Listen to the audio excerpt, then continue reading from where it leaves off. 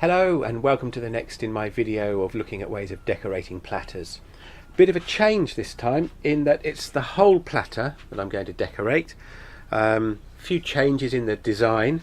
The previous platters I've shown you have had quite a wide rim and then I've left a wooden centre. Quite nice seeing a bit of the wood coming through. But I thought I'd try something different. This allows there to be a much wider area that can actually be used to put things in, or a wider area to actually make something artistic, although I think of myself as decorative rather than artistic. The footage for showing this is actually from a demonstration that I did on Sunday last week at West Sussex Woodturners. I'll probably put a voiceover over it as I had my back to the camera and the microphone, so the sound isn't brilliant on it. But thank you to West Sussex Woodturners for filming my demonstration. Yesterday I was down at Yandles. That was absolutely fantastic day. I got to meet Jim from Jimson Stuff, the first of my stickers.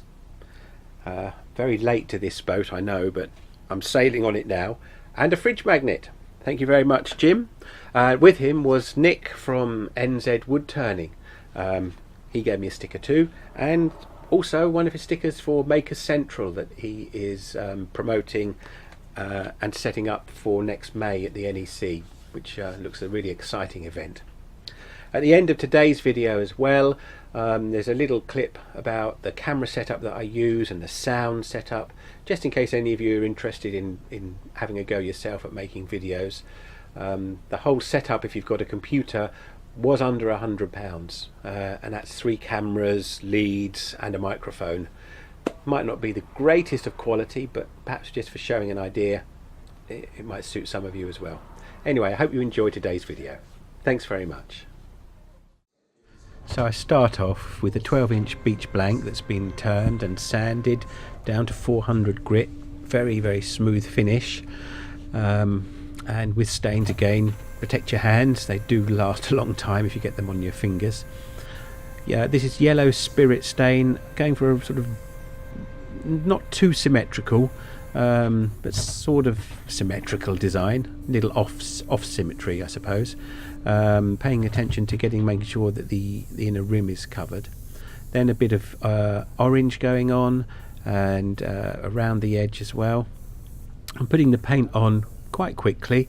I'm not too bothered about neatness with this. It's a technique I call splodging and splattering, and it'll get even splodgier before we're finished.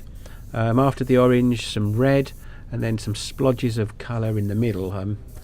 Looks a bit like an angry outburst of some horrible disease at the moment, but I'll soften the colouring later on with a final coat of yellow where I go over the top of everything.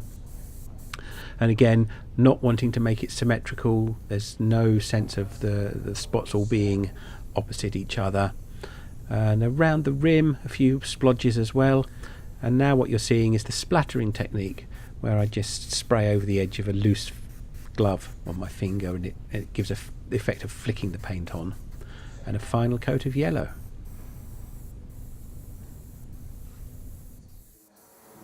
There. That's it, finished. Thank you very much.